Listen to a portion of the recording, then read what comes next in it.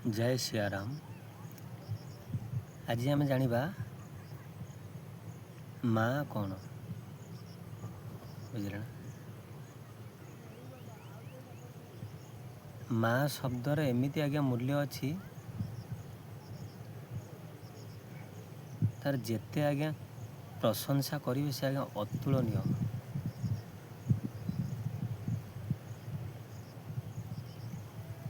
जेते आप प्रशंसा करें प्रशंसा अतुलनीय। आपण पार्टी वार्ड सरीज किंतु माँ शब्दर माँ सहित क्या तुलना करें सबुठ आज्ञा यूनिक आज्ञा कौन पाई आज्ञा कहूँ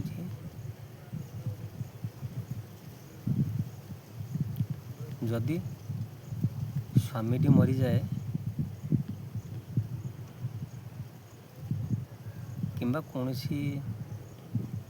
कारण मरीगला कि एक्सीडेंट हो रोगर मरी जाऊ माँ से क्या मुँह को चाहिए रहे स्वामी के पार्श्वर दिए पुओ मुँह को चाहिए आज्ञा रहे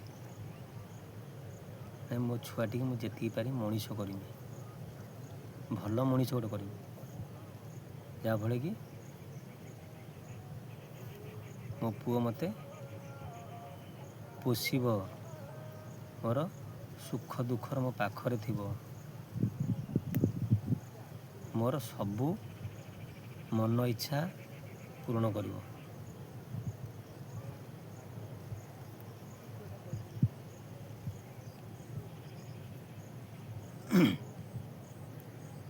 माँ आज्ञा जेतिक आम मानक देइछि मार ऋण आज्ञा आमे केही सुझी पारिबानी केही सुझी नाहांती के 7 जन्म सुझी पारिबानी।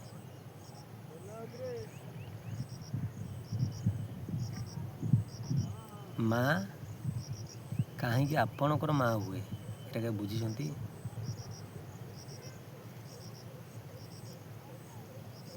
आपण पूर्व जन्म रे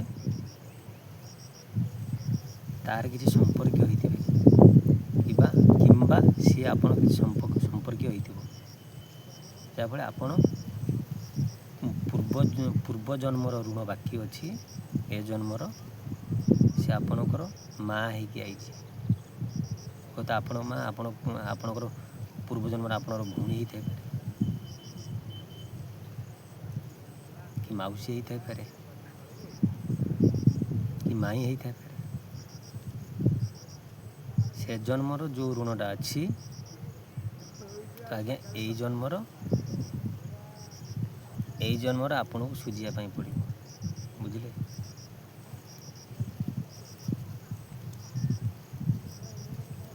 माँ ऋण तो कई सुझी पारना केबे सुझी पारि ना कि पारे किंतु खाली मन को बुझापी रियली फैक्ट कई सुझी ना आपन जेते देने भी माँ कष्टा किए हारी ना सबुठ माँ कष्टा कौटा कहले गोटा 10 मास 10 दिन आपन को गर्भर धारण कर जो कष्ट पाई थाए प्रथम कारण सेकेंड कारण आपन जो जन्म हेले आपन माँ पर केते मुतिचंती केते हगिचंती केते बांती करचंती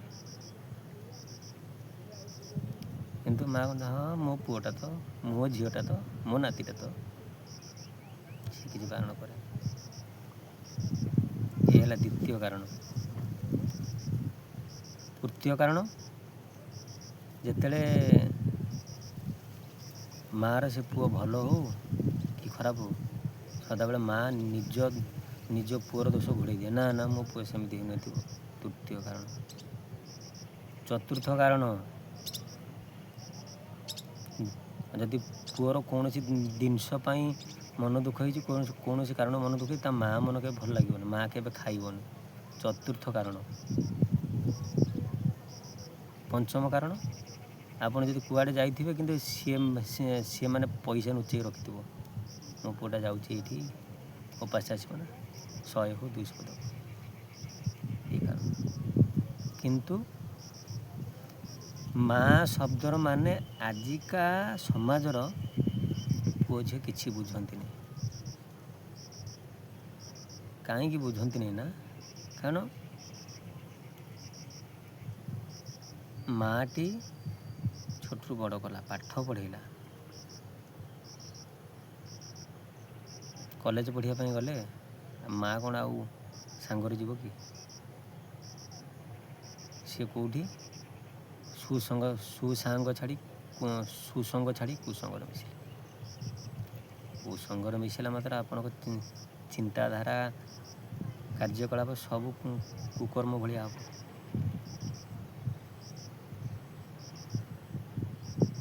ହେବ କି ନାହିଁ? ହେବ ନା? ବାସ୍। ଆଉ ଯିଏ ସୁସଙ୍ଗରେ ମିଶିବ ତାର କଥାବାର୍ତ୍ତା ସେୟା ହେବ। ଲାଷ୍ଟକୁ ମାଆ ବାପକୁ ପରିଣତି ବୟସରେ ଆଉ ପଚାରିବେନି। ଏମିତି ବି ପିଲା କହୁଛନ୍ତି, ତୁ କ'ଣ କରୁଥିଲୁ କି? ତୁ ମୋର କିଛି କରୁନୁ। ଯଦି ଆପଣଙ୍କର ସିଏ କିଛି କରିନି, ଆପଣ ଜନ୍ମ ହେଲେ କେମିତି? ଛୋଟରୁ ବଡ଼ କେମିତି ହେଲେ? ଯେ ପାଠ ପଢ଼ିକି ଯେଉଁ ଅହଙ୍କାର ଆପଣ ଏଇ ପାଠ ପଢ଼ନ୍ତି କିଏ ନେଲା? ଆପଣ ଆପେ ପଢ଼ିଲେ ପଳେଇଲେ କି? କେବେ ଯାଇପାରିବେ? ତ ମାଆ ବାପ ମୁହଁର ଜବାବ ଦେବା ପୂର୍ବରୁ ସଦାବେଳେ ପୂର୍ବ କଥାଟା ଆଜ୍ଞା ଭାବନ୍ତୁ, ମୋ ମାଆ ବାପ ମୋ ପାଇଁ କ'ଣ କରୁଛନ୍ତି? ସିଏ ତ ଯାହା କରୁଛନ୍ତି ଆପଣ କେବେ କରିପାରିବେନି। 7 ଜନ୍ମ କ'ଣ 100 ଜନ୍ମର କରିପାରିବେନି। ଆଉ ସବୁ ଭିଡ଼ିଓରେ ଆଜ୍ଞା ବାରମ୍ବାର ମୁଁ କହୁଛି, ଯାହା ହଉ ମାଆ ଉପରୁ କେବେ ଆଜ୍ଞା ହାତ ଉଠେଇବେନି। ଆଉ ଯେଉଁଦିନ ଆଜ୍ଞା ଆପଣ ହାତଟା ଉଠିଗଲା ସେଇଦିନ ଆପଣଙ୍କର ଜୀବନର ଶୈଳୀଟା ଟୋଟାଲ ବଦଳିଯିବ। ମାନେ ଶନି ଦଶା ପଇଲା ରକମ ଆପଣ କାଳ ପଡ଼ିବ ଆପଣଙ୍କ ଉପରେ। କିଛି କାର୍ଯ୍ୟ, ଶୁଭ କାର୍ଯ୍ୟ ଅଶୁଭ ହେଇଯିବ, ଶୁଭ କର୍ମ ଅକର୍ମ ହେଇଯିବ। କାରଣ ମାଆ ଆପଣଙ୍କ ଉପରେ ଶାନ୍ତି ନଥିବେ। ମାଆକୁ ତ ଦୁଃଖ ଦେଇକି ଯିବି, ସେ କାର୍ଯ୍ୟ କି କାର୍ଯ୍ୟ ହେବ? କିଛି ହେବନି ଆଜ୍ଞା। ସେଇଥିପାଇଁ ଆଜ୍ଞା ମାଆ ବିଷୟରେ କହିବାର ମୋର ବି ଯୋଗ୍ୟତା ଆଜ୍ଞା କ'ଣ ଅଛି? ମୁଁ ବି କ'ଣ ଜାଣିଛି?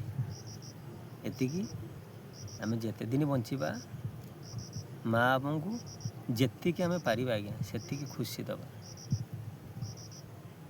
ହସ ଖୁସିରେ ତାଙ୍କ ସହିତ ରହିବା। ମାଆ ବାପାଙ୍କୁ ସକାଳୁ ଉଠି ମୁଣ୍ଡିଆ ମାରିବା, ତାଙ୍କ କଥା ମାନିବା। ସେତେବେଳେ ତ ଆଜ୍ଞା ମାଆ ପୁଅ ଭିତରେ ତ କେତେବେଳେ ମାନେ ଛୋଟ ମାନେ ଖିଡ଼ିକା ହୁଏ, ହଁ ମୁଁ ଯିମିନି, ଇଏ କରିବିନି। ସିଏ ଆଜ୍ଞା ମାମୁଲି କଥା, ସେଇଟା ମାଆ ମନକୁ କେବେ କଷ୍ଟ ଦେବାନି। ଆଉ ଯଦି କଷ୍ଟ ଦେଇଛନ୍ତି, ଯାହା ଦେଇଛନ୍ତି ଏବେଠୁ ଆପଣ ସୁଧୁରି ଯାଆନ୍ତୁ ଆଜ୍ଞା। ନହେଲେ ନାହିଁ ଆଗକୁ ଆପଣଙ୍କର ଜୀବନଟା ବହୁତ ମାନେ ଦୁଃଖର କଟିବ, ଆପଣ ଭାବି ହିଁ ପାରିବେନି।